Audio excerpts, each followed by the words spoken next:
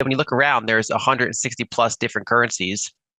Each one's like a little currency bubble, and they're all devaluing at different speeds.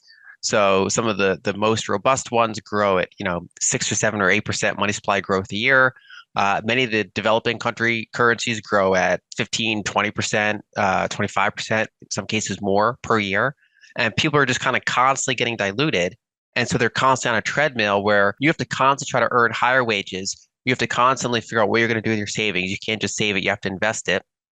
And so that's like a treadmill that everyone's on at different speeds. Lyn Alden, a prominent macro analyst and author of Broken Money, explores the history of currency through a technological lens in her impactful book. She scrutinizes the global financial system, revealing its broken state and its role in impoverishing billions while disproportionately enriching the top 1%. Alden acknowledges the positive impacts of modern advancements but points out the outdated monetary system as a notable exception, citing its 100% failure rate and the inflationary pitfalls faced by various currencies. Despite monumental achievements like moon landings and medical breakthroughs, Alden observes the persistent reliance on a debt-based fiat system. Fiat currencies, lacking intrinsic value, depend heavily on public faith, eroding when governments repetitively print money. Alden emphasizes the vulnerability of currencies, exemplified by the Lebanese pound, Zimbabwe dollar, and Venezuelan bolivar, cautioning that even major currencies like the US dollar may decline over time. This underscores her advocacy for a return to a sound money system, with Bitcoin emerging as a viable alternative due to its fixed supply and essential qualities. Alden, echoing sentiments of sound money enthusiasts, urgently calls for a transition away from the current fiat system. The impending interview clips promise insights into Alden's vision for a Bitcoin standard world and the imperative need for swift systemic change. Please take a moment to like this video, subscribe to the channel, and don't forget to drop your comment and observations in the comment section below. Thanks and enjoy the video. So there's nothing on my horizon that really stands out other than Bitcoin. Specifically, you'd have, the blockchain combined with having the most decentralized type of it. So small nodes, proof of work, that seems to be the most robust way to do it. And then also, when you have the network effects, the liquidity, your network's now big enough to kind of stand up to pretty challenging attacks.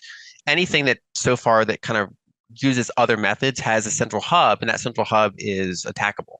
And so some of the examples I use in the book, there is a firm that people could have accounts denominated in gold ounces, for example, or gold grams actually. And you could just easily trade them around and you could do all this.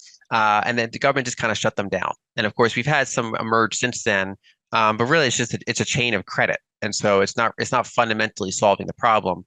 I think Bitcoin fundamentally solves the problem because it creates a whole new ledger that is actually at the root about as decentralized as we can make it. There's still, there's like supply chain concentrations to maybe kind of try to make a little bit better. There's still a handful of kind of attack points that are maybe not 100% decentralized, but it's the most decentralized thing I've seen.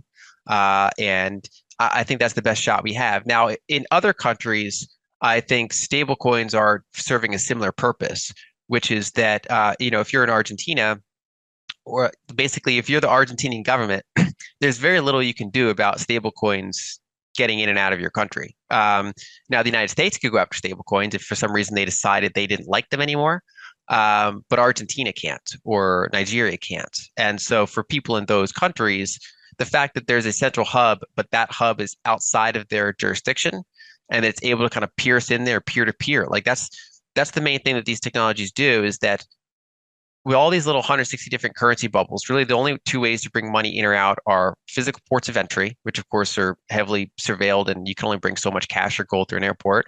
And the other one would be wire transfers, basically various types of bank transfers, or fintech overlays, which are still just essentially bank transfers. And those are also heavily controlled by government regulation.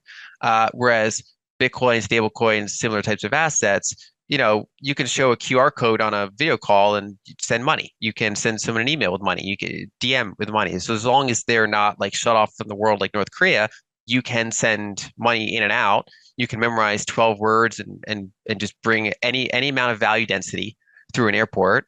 And so that's just a world that technology exists now. And the ones that have central hubs can pierce into most countries. And if you're going to go after the biggest markets of all, I think you have to be decentralized at the root, which is, Bitcoin is the closest thing we have. In the previous month, the United States national debt surged to a staggering $33 trillion, solidifying its position as one of the most indebted nations globally, with liabilities reaching approximately 130% of its GDP, as reported by Trading Economics. Alarming projections indicate that the much-dreaded 130% debt-to-GDP ratio will be surpassed by the year's end, setting off a compounding and uncontrollable spiral of economic challenges. Recent warnings from the U.S. Congressional Budget Office echo concerns about the nation's unsustainable fiscal path, emphasizing that economic and financial issues will intensify until they become unavoidable. Amidst these warnings, there is a growing fear that the U.S. dollar is heading towards a fate similar to that of the bolivar. During a recent interview, Alden confronts critics who argue that, as the world's reserve currency, the dollar can sustain unlimited printing without severe consequences. Addressing this viewpoint, Alden explores the risks associated with such an approach, suggesting that the notion of endless printing without repercussions is untenable. As economic and financial challenges continue to mount, there is a pressing need to reassess the belief that the US dollar, as the world's reserve currency, can indefinitely withstand the consequences of unrestrained printing. Back in the late 80s and early 90s, that's when concern about the debt kind of reached a peak level. That was like the zeitgeist of the time. So the famous like debt clock went up in the late 80s. Ross Perot ran the most successful independent presidential campaign in modern history, running mainly on the debt and deficit. And so that was like an era. And if you look at the interest expense as a percentage, well, both in absolute terms and as expense as a share of the economy, that makes sense because it was like soaring. And so people were like looking at this and thinking this is literally it's going to go like Weimar. This is completely unsustainable. But what a lot of people didn't expect is that we would soon enter a 30-year period of very strong disinflation.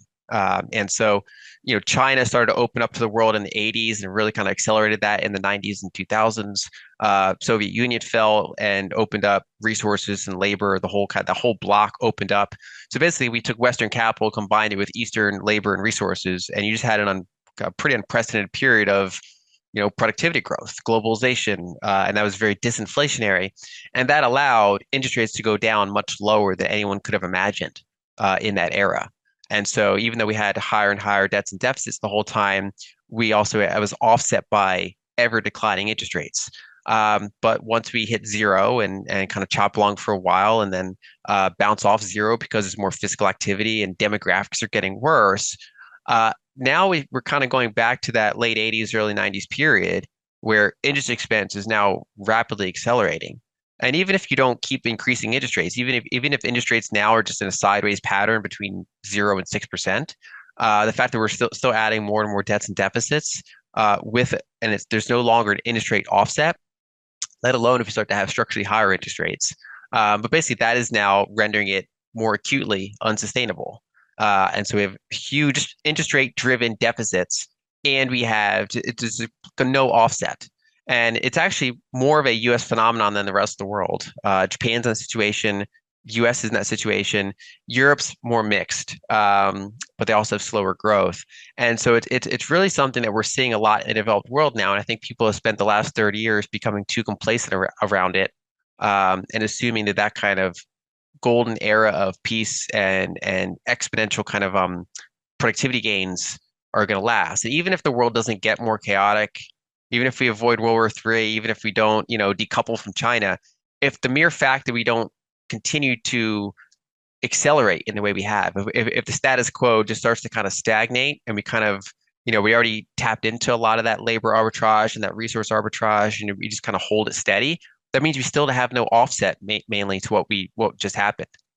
Now, there still are some AI and other things like that can still provide a very strong disinflationary impulse. But actually it goes back to the prior point of energy. I think ultimately energy is the big constraint here in terms of the ability to run these big fiscal deficits structurally without the interest rate offset in a world where energy is not getting remarkably cheaper. Alden asserts that we have reached a juncture where the shift to a sound money system is inevitable. While this may not be immediately apparent to everyone, citizens in emerging countries with weaker currencies currently rely on stronger ones, like the US dollar.